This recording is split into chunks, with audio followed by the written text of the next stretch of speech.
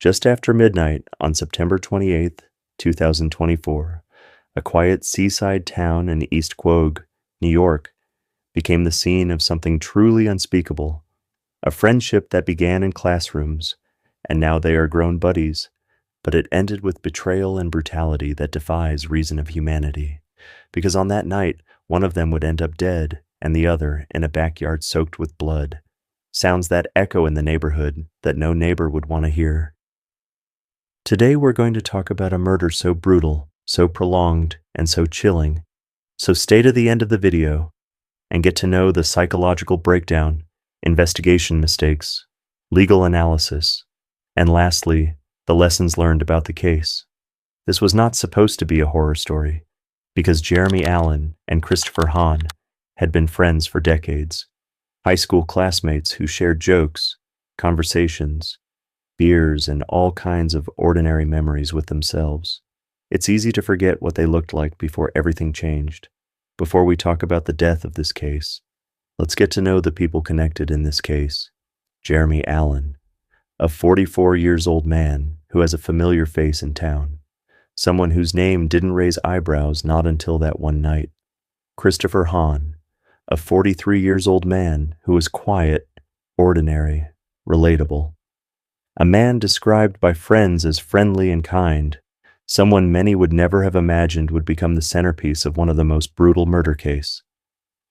On September 27th, they met at a local bar, just two old friends catching up after hours of heavy drinking. It was classic, familiar, safe. But what followed had already begun to unravel in the shadows of that night, a story that would soon be captured in violent, unblinking detail. A few minutes after midnight, everything changed. What happened next would later be played back in court in meticulous, haunting detail, captured on Allen's own home on Oakville Avenue in the East Quogue surveillance system. The camera records something that no neighbor heard, but will never forget: the sound of a beating relentlessly. It all started when they were returning back from the bar, and then for approximately 18 minutes, Jeremy Allen unleashed a barrage of blows on his longtime friend. It was as if something snapped, and in that moment, he was filled with rage in his heart, and all bearing of reason evaporated. Christopher was trying to defend himself to regain consciousness, and he was dragged by the neck and thrown onto the rear deck, bruised and unable to stand. It should have been the moment somebody intervened, the moment someone said, "Stop." But there was no stop. Not yet. Not at all. Later, Allen reappeared, not with aid, not with concern, but with a baseball bat, strike after strike. Repeated hammering that you'd assume ended it all, but it didn't. This wasn't a single blow in anger. This was prolonged, determined cruelty. But the horror didn't stop with blunt force. It escalated in a way that defies comprehension. Allen entered the house, returned with a plastic bag, and placed it over Christopher's head, securing it with a loose knot. Then he sat, a few feet away, not regretting, but watching, a man struggling to breathe. But still, that wasn't the end. After nearly 6 hours of violence, 6 hours that no person should ever endure, Allen fetched a large knife from inside his home, and then he stabbed Christopher in the neck 10 times. Each blow is calculated, slow, intentional. The kind of act that leaves investigators speechless. He didn't run. He didn't panic. He stood over him and watched him take his last breaths, a death lasting hours, a bloody murder unfolding under the night sky. After it was over, when every breath had faded, Allen covered his friend with a blanket, not with compassion, but with concealment. He then attempted to clean his house, scrub blood from walls, floors, and deck boards as if blood spatter could wash away the truth. In a final act of desperation, he called his handyman asking for help. But the handyman, horrified by what he saw blood everywhere, a lifeless body covered in a blanket, begged and convinced Allen to let him go. And as soon as he stepped foot outside, he did the one thing that ensured justice. He called 911. Officers arrived. They found the scene exactly as the handyman described, and Jeremy Allen was taken into custody at his home on Oakview Avenue.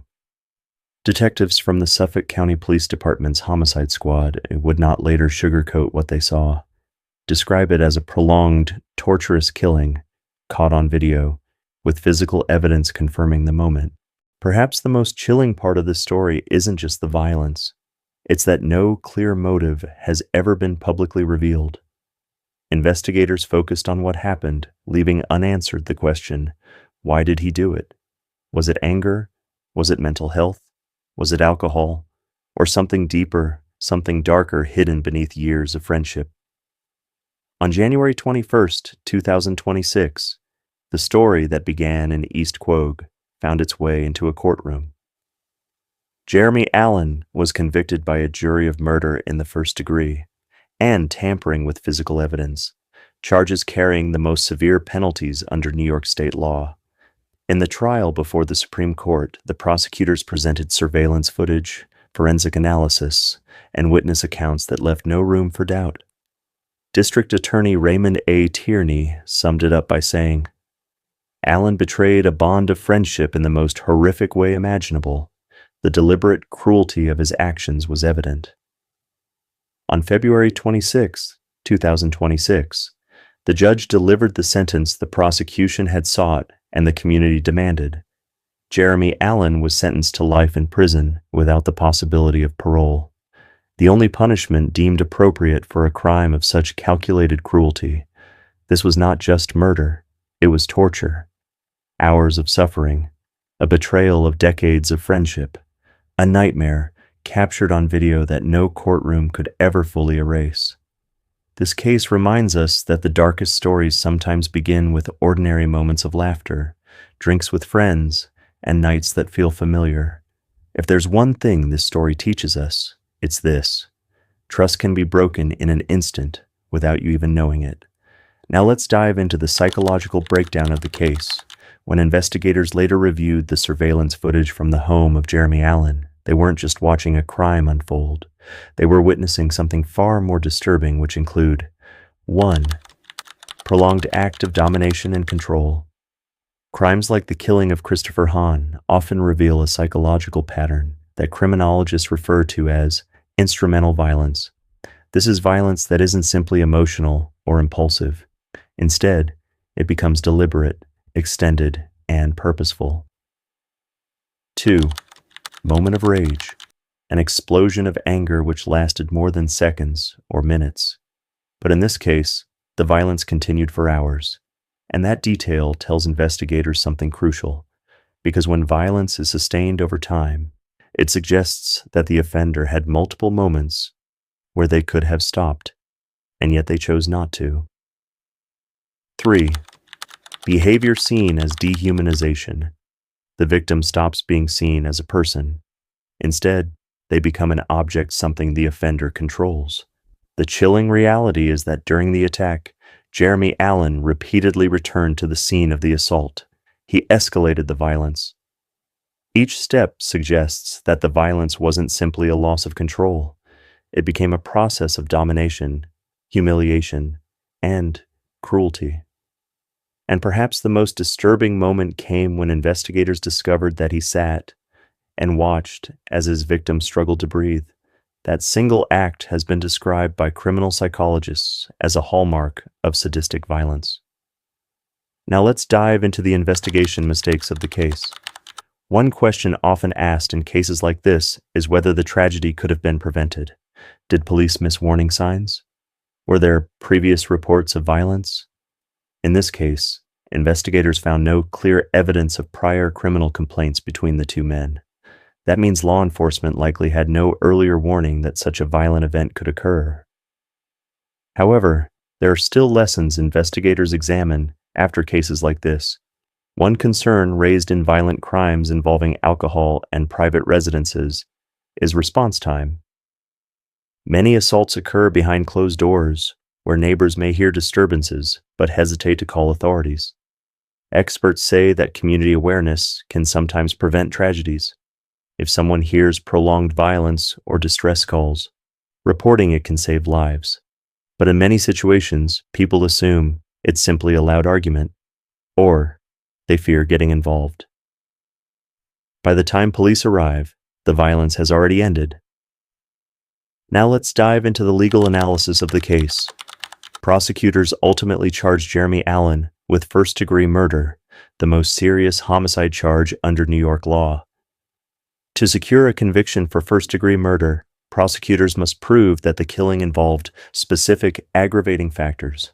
In this case, prosecutors argued that the killing involved intentional torture. The prolonged duration of the assault became a central element of the case. The surveillance footage played a crucial role in court. The jury were shown portions of the recordings that documented the attack and its escalating violence. For prosecutors, the footage demonstrated both intent and cruelty. Defense attorneys often attempt to argue that a killing occurred during a moment of emotional disturbance or intoxication. But the length of the attack and the repeated escalation of violence made that argument difficult. After reviewing the evidence, the jury returned a verdict of guilty. The judge sentenced Jeremy Allen to life in prison without the possibility of parole. That means he will spend the remainder of his life behind bars. The court described the crime as an extraordinary act of cruelty. Now lastly, let's dive into the lesson learned in the case. True crime cases often reveal deeper lessons about violence and human behavior. The most important lessons from the killing of Christopher Hahn include 1. How familiar relationships can mask danger. Many people imagine violent crimes happening between strangers, but criminology research shows that a large percentage of homicides occur between people who know each other. Friends, partners, family members. Trust can sometimes become the very thing that allows violence to happen. 2. Role of technology in modern investigations. Without the surveillance footage recorded at the home of Jeremy Allen, reconstructing the timeline might have been far more difficult, and Allen defense attorneys would have stood firm and argued that a killing occurred during a moment of emotional disturbance or intoxication. Digital evidence has increasingly become one of the most powerful tools in homicide prosecutions. The killing of Christopher Hahn remains one of the most disturbing crimes in recent memory for the community of East Quogue. Because this wasn't just a murder, it was a betrayal of trust. If this story touched you and you found this case interesting, don't forget to like, subscribe, share, and comment below because we are all families in this channel. We post crime videos always. Until next time, stay safe and vigilant.